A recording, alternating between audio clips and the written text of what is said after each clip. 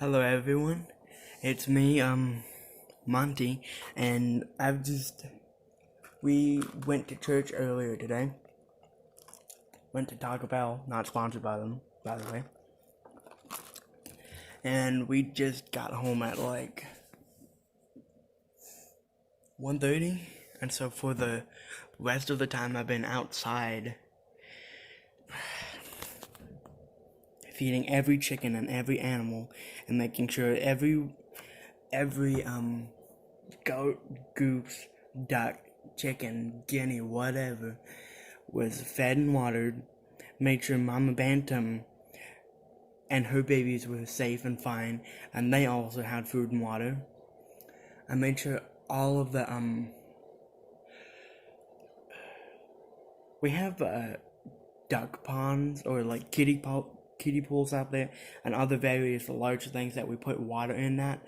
I dumped all that out and replaced it with fresh water so that they're not drinking nasty stuff. But did quite a bit more. But anyone who's ever had a farm or owns chickens knows that the more you get, the harder it is to maintain. At some point we had close to, what was it, 200 chickens, and that was just the chickens. Now, very much due to our predator problem, we've lost a lot of chickens, but we've also sold a whole bunch of chickens. So now we're down to, I would say, 35 at max, which is a long shot to what we had before. I would say in our almost 2 year span, we've had almost 500 chickens on this farm, so that's a lot of chicken. One of our oldest chickens is luckily still out there, and she's the only OG, if you want to go that route, OG of our farm, and her name's Reba, and she is at least 2 years old now, because she was a couple months old when we got her, and that was nearly 2 years ago. The first 24 chickens we had, she is the only one left, as far as I know. There might be a lavender hen out there that's Lavender Orpington, who's also an original member. But we've had a lot of Lavender Orpington, so they get mixed up, so I don't know if she is or not. She just kind of looks like one of the Lavender Orpingtons who constantly looked like she was going through a rough molt, and so she didn't look the prettiest. And whenever there's one out there who looks a lot better than she did, but she's still not the prettiest. The other one we have out there is a lot prettier because she's like a light purplish gray, and she's gorgeous. The lightest lavender I've ever seen, and like I would imagine it as like a pure strain of Lavender Orpington, because she's definitely a Lavender Orpington. But that's not where I was going with this. But all in all, I'm pretty proud of myself, because I also I am still in the process of moving all of our garage chickens over into our dog run over there. I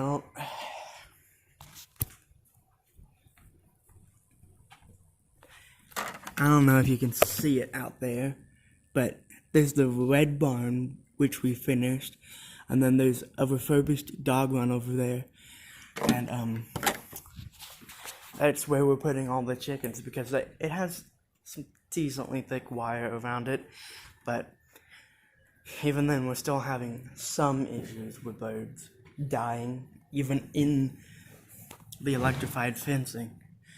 But I was pretty proud of myself because I managed a strategy. There are some really, really skittish birds in the garage out there, and I was able to catch quite a few. Like, anyone who's ever had a guinea knows they're unfriendly, they're loud, and they're hard to catch. but I was able to catch one. Maybe at the loss of a couple of tail feathers, but we'll not go into that. Oh, goodness. So yeah, did all that today. So at least everybody has fresh food and fresh water. So I would say we have maybe 60 animals at this point. So we're running out, unfortunately. So we're trying to figure out what we can do to fix the predator problem, because we believe it's more than one fox, actually. Because my mom and I counted, like I mentioned the other day in a video, I think, that we made a list of every garage chicken I could remember, and we had like 50 to 55 in there. And in the span of 3 weeks, we lost 26. So that gives me the impression that there's more than just one fox, and there's probably other predators that we aren't even accounting for. And man, I don't know what's out there, but we've definitely seen foxes around here. Like a couple days ago, my dad was outside doing something, and out in broad daylight, here comes a fox chasing a chicken. Now that chicken survived, and the fox got chased away, but it shows you how brazen they're being, because it was broad daylight. And had my dad not been out there, I think we would be down even more chickens. But so I've caught, I think there's like 24 birds out there, and I've caught 10 and there's more than that. I've caught 13, I want to say 13, and put them in that dog run. So I just did a mental count out there, and of the ones that are big or getting big, because there's some out there that are still too small to be in that fence or in the dog run, because I think they could just get through it. There's 16, and then there's a bunch of birds that are still.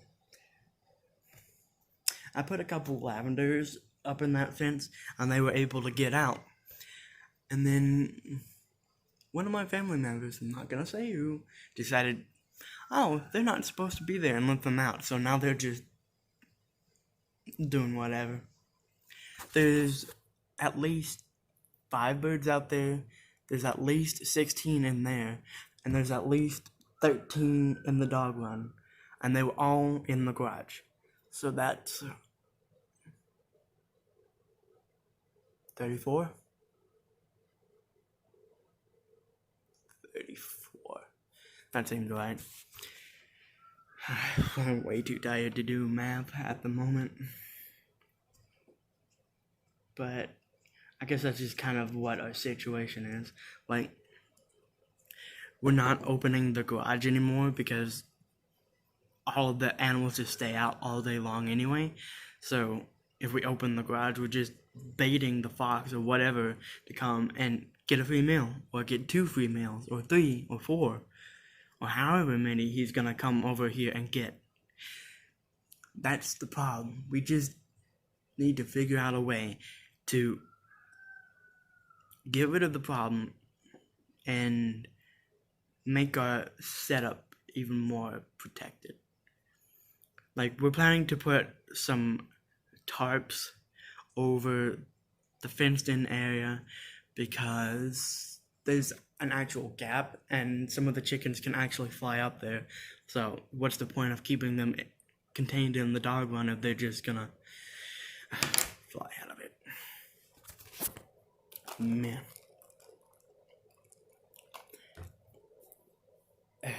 I have been to Taco Bell probably 10 times in the last 3 months.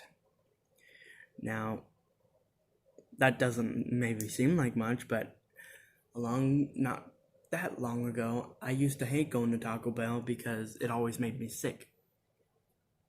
Well, it doesn't do that anymore, so we go to Taco Bell often because that's the only place that's open, apparently, in quarantine, and it's also good and cheap.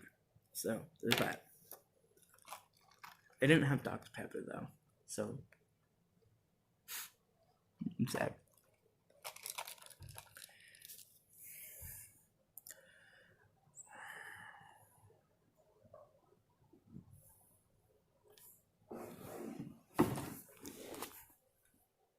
Hello, cat. This is our cat buddy. He is a huge cat.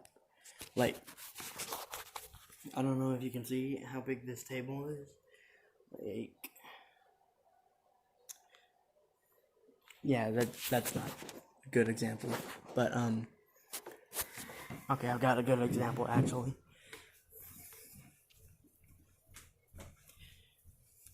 You see this door? You see how tall it is? He can reach all the way up to here and open the door because he's that tall. But he's also a big cat because he's not skinny, but he's definitely big enough to put off the extra pounds because he is 20-ish pounds, and that's huge for a cat, but he doesn't look fat. Well, besides when he's laying down, he kind of floofs. Every animal looks a little bit fatter when they're laying down like that. Say hi. But he's a great cat. He's weird. He's not a lap cat, but he spends so much time there because he's very friendly. Man. So, I guess that's kind of what our situation is at the moment.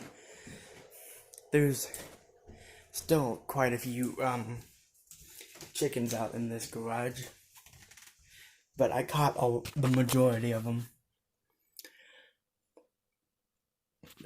There's a little bantam mix out there. He's a rooster, and I don't like him.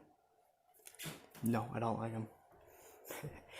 I caught one of the birds, and he decided he was gonna come right to my leg and attack me. So I turned around, I looked at him, and I kicked him. Now, I know some of you are like, don't do that, but he's a little turd, so I'm gonna kick him. Because I've kicked him before, and he learns for a little while, but then he comes back and attacks anyway. But our biggest rooster out there is a Jersey Giant. The hens are great. But the rooster has been a problem in the past. But I think he might have gotten past some of that. I don't know what he was doing earlier when I was going around the fence. I don't know if he was following me because he wanted me to give him something, because I tossed him some feed and then he left me alone. But he was keeping a particular eye on me, and he was pretty close to me, so I don't know what he was doing. I think he was wanting to attack me. But he attacked me it was probably in March or February. I had a chicken in my hand, so he decided he was going to attack me, and it hurt, actually. So I turned around, I kicked him. He did a couple tumbles across the yard. He stood up, he looked at me, was breathing hard, and he hasn't messed with me since. So that's how you get rid of a mean rooster.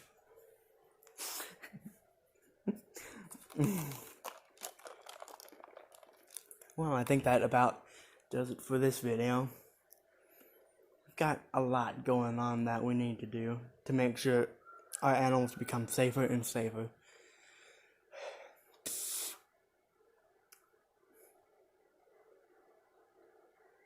We also lost a Guinea yesterday. and also a different chicken because we spent a lot of time reworking the fence yesterday because I looked on the hill up there in the fenced in area and there was our white chicken without a head in the fence and wide open. So I don't know what got her, but the head wasn't anywhere near her and I have no idea how long she's been dead. But we'll figure something out. If we don't, oh well. Just life happens, I guess. So thank you all for watching, and I'll see you in the next one.